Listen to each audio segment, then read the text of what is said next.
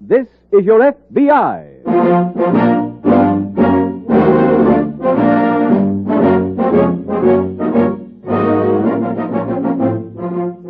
This is your F.B.I., the official broadcast from the files of the Federal Bureau of Investigation. Presented transcribed as a public service by the Equitable Life Assurance Society of the United States and the Equitable Society's representative in your community.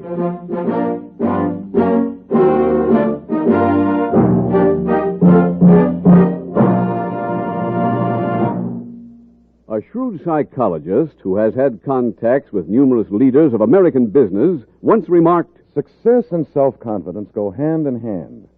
Men who have a strong conviction that they are going to succeed are the ones that rise to the top in every field." For people of this type, people who have this feeling of certainty about themselves, the Equitable Life Assurance Society has created its famous life insurance plan for men and women on the way up. Do those words describe you? Then you'll be interested in about 14 minutes when I give full details of the Equitable plan for men and women on the way up.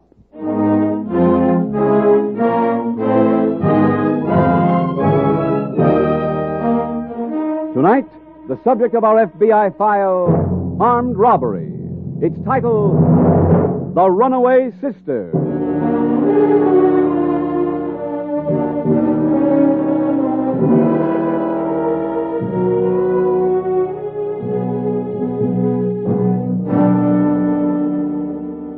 Tonight's case from the files of the Federal Bureau of Investigation tells the story of a first offender.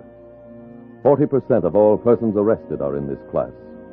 Most of them are youngsters, fingerprinted for the first time.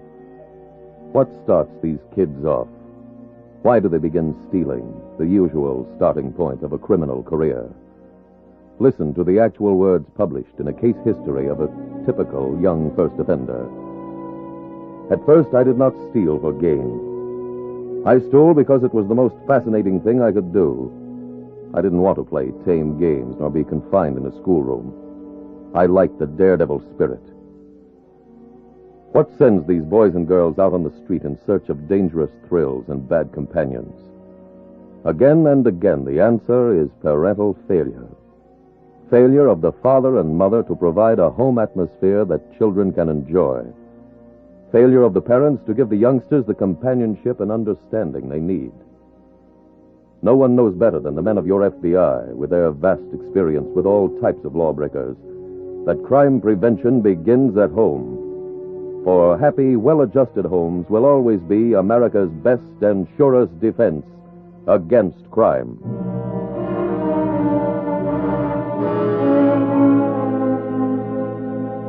Tonight's file opens on a crowded subway train in a large eastern city. It is late afternoon. The train has just left the station. Passengers are rushing for the few remaining seats. In one corner, a pleasant-looking woman jostles her way into one of the empty spaces, opens her paper, and reads. Some people are real snobs. Huh? Oh, hi, Annie. Now, don't say it's a small world, Martha, and put away the paper. You can read in the library. Okay. You doing anything tonight? No, There's a good show at the Strand. I got some ironing to finish. Oh, you'll do it. We'll go to the late show. I'll be dead tomorrow. Who won't be? I'm dead every day.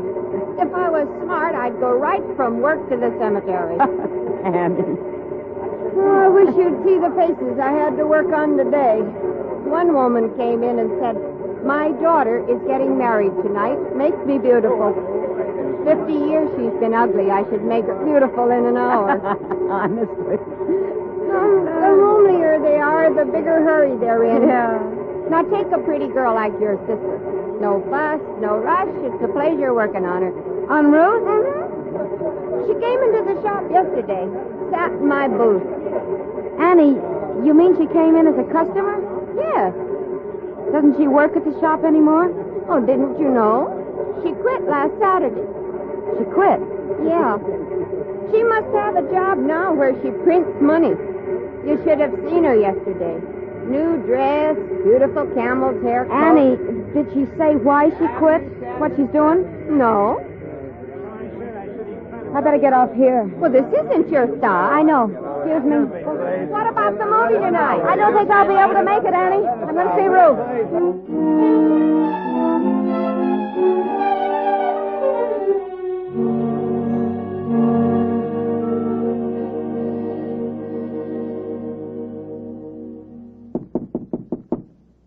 Just a minute.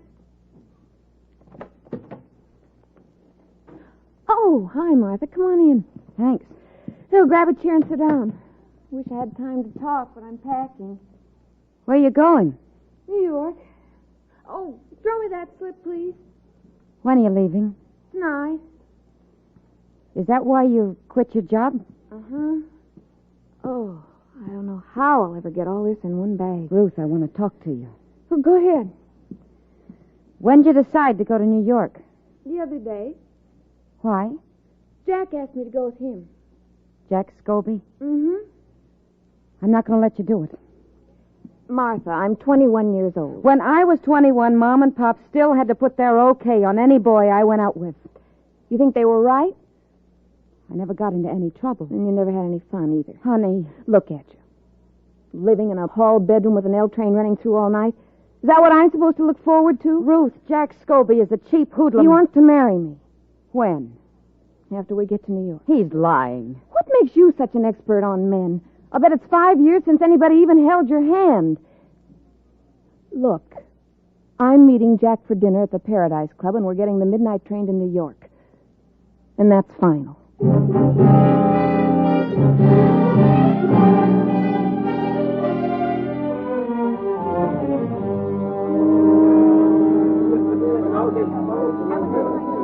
Hello, Jack. Oh, hi, Charlie. Sit down. I called you all over town. For what? The job I told you about, the finance company at the bus station. You said that was next week? Yeah, I moved it up. To when? Tonight. Who else is in on it? Ruth, Who? the dame I go with. No, thanks. Oh, what's the matter? I got a rule, that's all. I don't work with dames. But this thing's all set up. Look, she goes to the counter first. I'm behind her. She tells the guy at the counter I got a gun in her back. Uh-huh. And that I'll kill her if he don't hand his money over to her. We get it, come out to the car, and you drive away. Sounds too easy. Oh, Charlie, take it from the master. This'll work. And if it don't? No, the dame's a clay pigeon. You got a car? I can get one. When? About an hour. Okay, go get it and pick us up.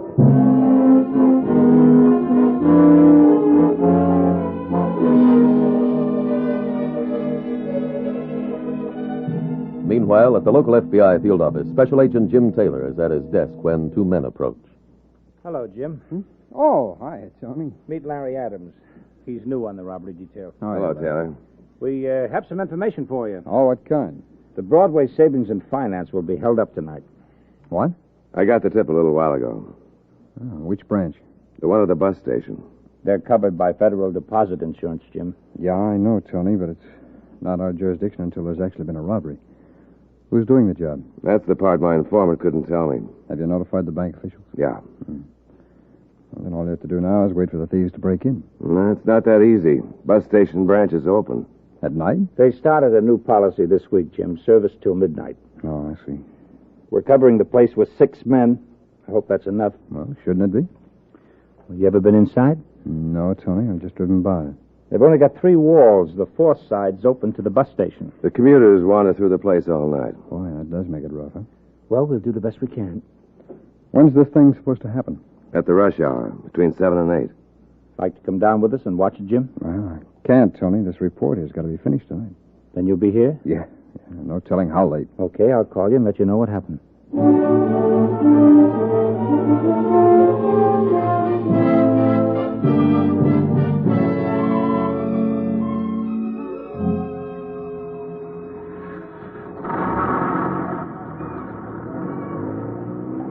What time is it, Larry?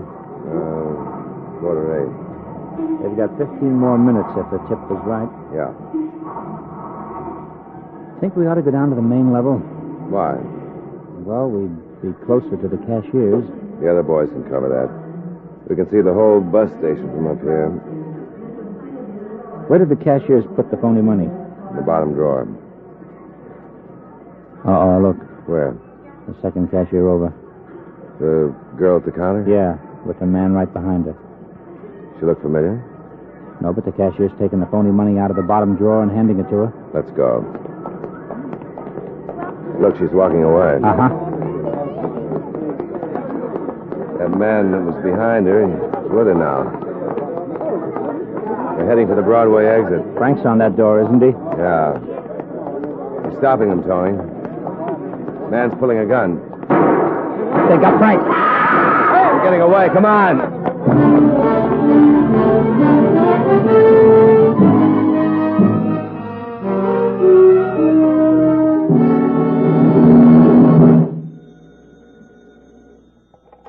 Special Agent Taylor speaking. Hello, Jim. Tony Dixon. Oh, hiya, Tony. How'd it go? Not so good. Why? What happened? There was shooting. Frank Williams was badly wounded.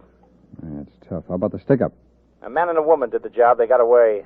We got their driver, though. He's been identified as a small-time hoodlum named Charlie Troy. Did he tell you who the others were? No, he was shot and killed in the getaway. Oh. Did he shoot Frank? I don't think so. We have his gun. I'd like to have your lab check on it, if you will. Sure. I'll send it right over. Where are you now? Still at the bus station. Troy's body's been sent to the morgue. Meet you there.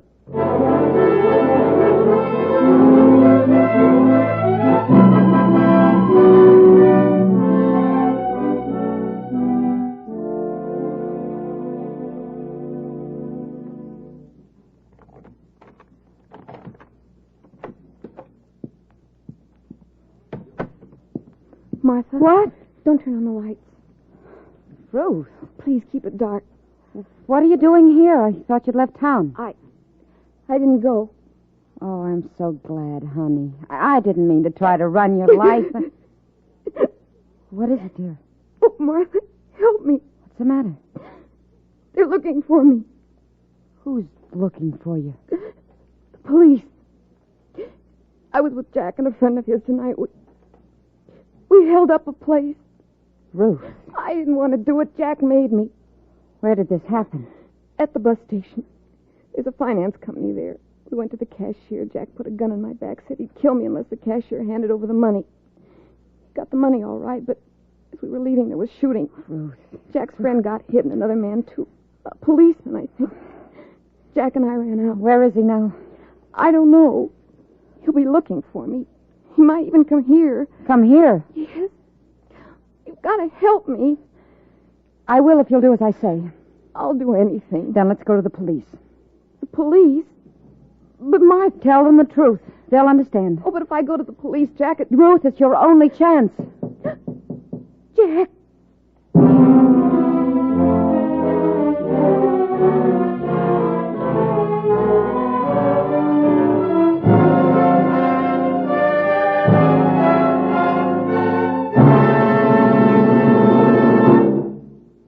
We will return in a moment to tonight's case from the official files of your F.B.I. Now let's consider an entirely different type of case. One which shows how people get ahead in this wonderful land of opportunity of ours. Gene Corse was a shoe salesman. He had an idea that patience was a shoe salesman's biggest asset. Gene developed an almost uncanny patience. He never rushed a customer, and as a result, Gene very seldom failed to make a sale. Soon Gene was promoted to store manager. What kind of a job have you got now, Gene? Well, I'm now assistant sales manager for the whole chain. But years ago, when Gene was a salesman at a very modest salary, he not only dreamed of getting ahead, he planned on it.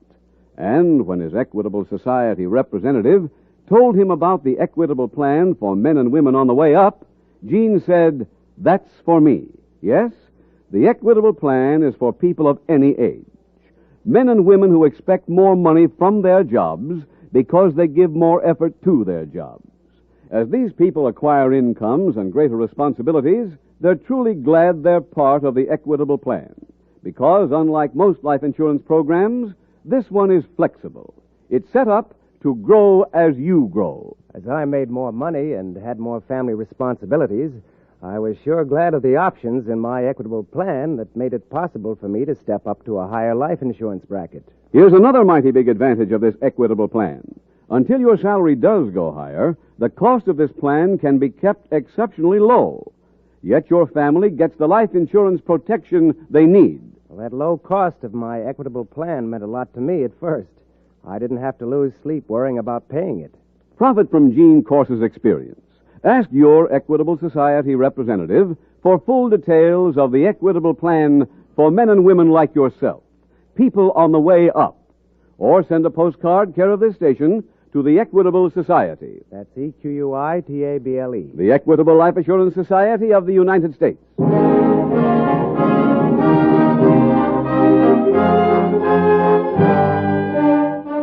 And now back to the F.B.I. file, The Runaway Sister.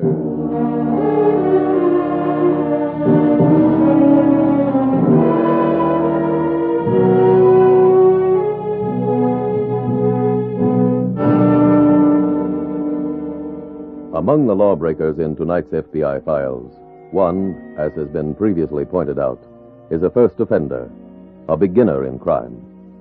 It is possible that among the millions of listeners to this program tonight, there may be one or two men or women who are at this very moment turning over in their minds the idea of committing their first crime. To those potential lawbreakers, the men of the F.B.I. have one very short piece of purely practical advice. Don't do it. Stop now. Crime detection has made enormous strides during recent years. The false moves you can make are innumerable. There are literally thousands of apparently unimportant slips that can betray your guilt to law enforcement officials. Remember, in the end, even the most experienced criminals get caught. So what chance have you, the beginner?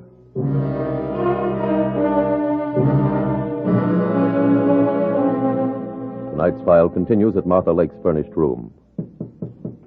Quick, Ruth, into the closet. Okay.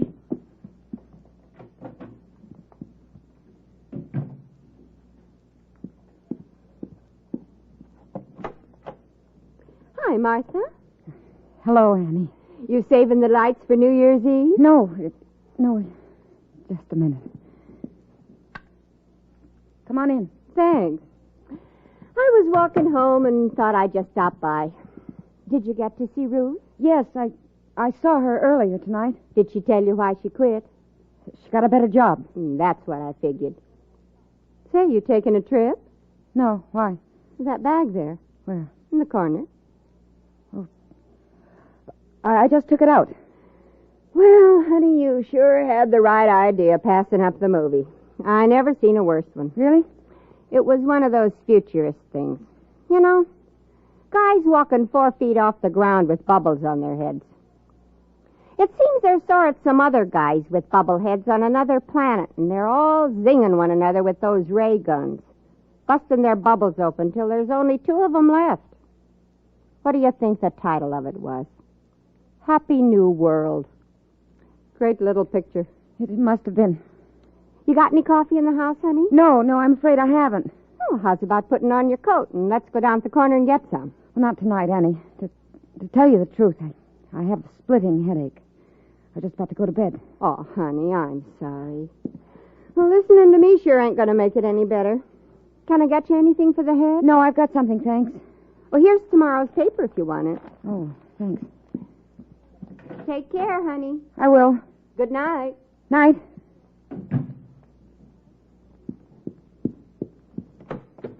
Come out. She's gone? Yes. Ruth, what's that bag doing here? Well, you brought it in. Yes. What's in it? The stolen money.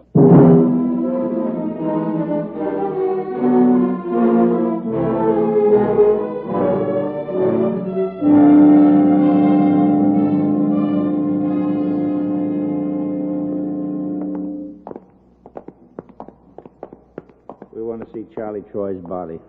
This way. You G-men? No? Why? One of them got here a couple minutes ago. His name Taylor? I think so. There he is over there, by that slab. Hi, Jim. Oh, hi, boys. Found Troy's body, huh? Mm-hmm. Your lab finished checking Troy's gun? Yeah. He didn't fire the bullets that killed Frank. Then we've still got a cop killer loose. That's right. Tony, what do you know about Troy? Not too much. From his record, he didn't seem to belong to any mob. I heard he was strictly a driver who worked with anybody who would harm. No. Well, he was arrested back east a couple of times with a hoodlum named Jack Scobie. That's as close a link as I could find for him. Jack Scobie. Yeah, I pulled his picture out of our files. Yeah. Is that Scobie's picture, Jim? Yes, do you know him? He was at the bus station tonight. Well, maybe he's still in town. Come on, let's get out an alarm.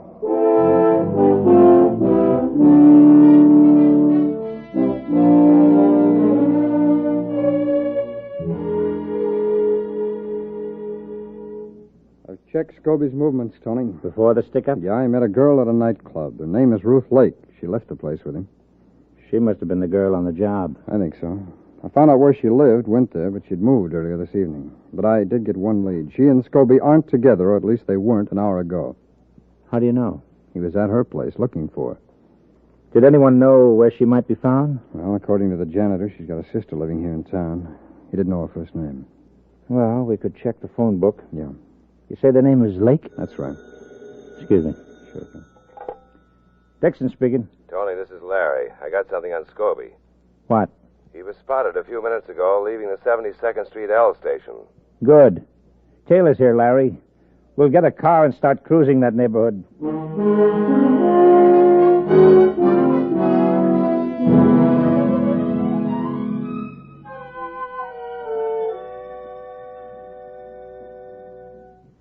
Ruth, listen to this.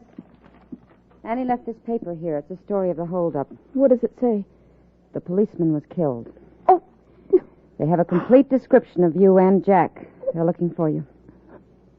Now will you go to the police? But if that policeman's been killed... Just tell them what you told me. How it happened. How Jack made you do it. But I... Give them a chance. They're human beings. Lots of them have daughters your age, and they know men like Jack. Now, come on. Put on your coat and let's get out of here. But do as I say. All right. There's your coat hanging on the door. Okay. There's a police station just 2 blocks from here. We'll go there. What about the money? We'll take it with us. I'll carry it. Now, come on. Let's go. Hiya. Oh, Jack. Turn around and get back in there.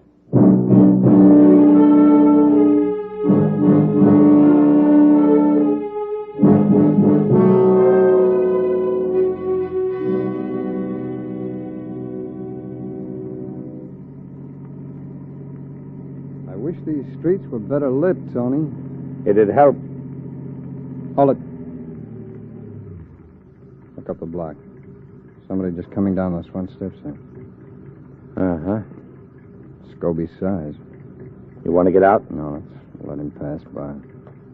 Right.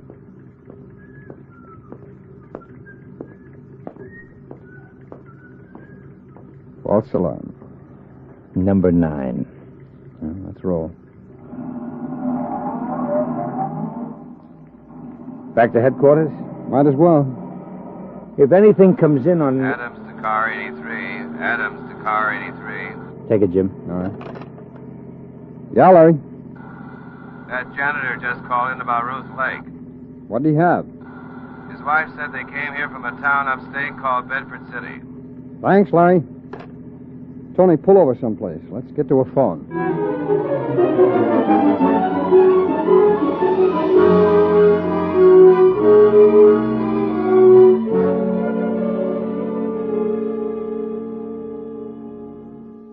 Had quite a time finding you, Ruth.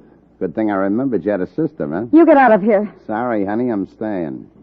Then we're getting out. No, you're not. Jack, please. Let me have that bag. Huh? That bag you got there. I'm going to use this for traveling purposes, right, Ruth? She isn't going anyplace with you. I'm talking to her. Jack, after what happened, I can't go away with you. No kidding. That's your only reason? Yes. I thought maybe you might have dipped into this bag a little. I'll just take a look and make sure, huh? Yeah, don't make any moves for that door. I used this gun once tonight, and I can use it again. Hey. What is this? You put this in here? What are you talking about? This phony move, this stage money. You pulled the switch. That bag hasn't been opened. Oh, give me that. It's the truth, Jack. It's just as it was when I left you. Where is it, Stace? Jack, leave her alone. Keep out of this. Oh, I want the dough. Where did you put it? We're telling you the truth. Get it up. Stop it! Hold it, Scobie. Huh? Drop that gun. Go on, drop it. I'll get the gun, Jim. Thanks, Tony. Now, let's all get down to headquarters.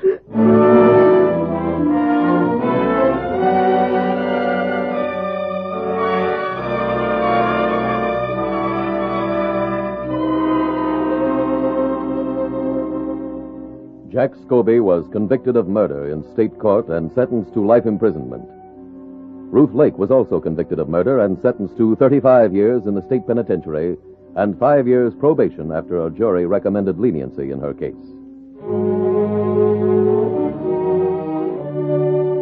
When Special Agent Taylor learned Ruth Lake and her sister had come from Bedford City, he phoned the police there. Within a matter of minutes, they located the parents, who told them where Martha Lake was living. In the prosecution of this case, you will notice that Miss Martha Lake was not charged with any crime. That actually she was technically guilty of harboring a fugitive was overlooked. For the law is not a set of printed words on musty pages, but a humane instrument for governing the conduct of people. First offenders, like Ruth Lake, are often treated as she was. But do not let the clemency shown her tempt you. Sentences meted out by our courts depend on two things: the severity of the crime and the defendant's intent, which sometimes varies. The intent, however, of your FBI never changes. It is always to see whether you commit your first or your 10th crime, that you don't get away with it. And nobody does.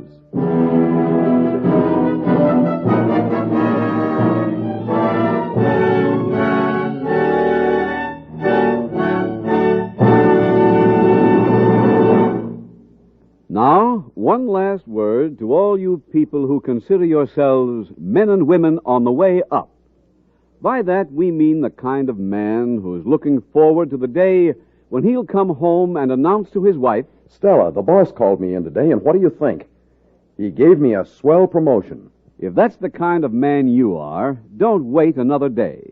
Ask your Equitable Society representative to work out your own personal plan for a man on the way up. Or send a postcard care of this station to the Equitable Life Assurance Society.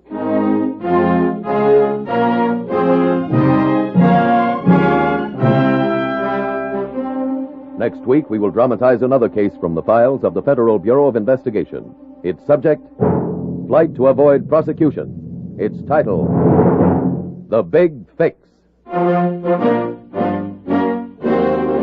The incidents used in tonight's Equitable Life Assurance Society's broadcast are adapted from the files of the Federal Bureau of Investigation.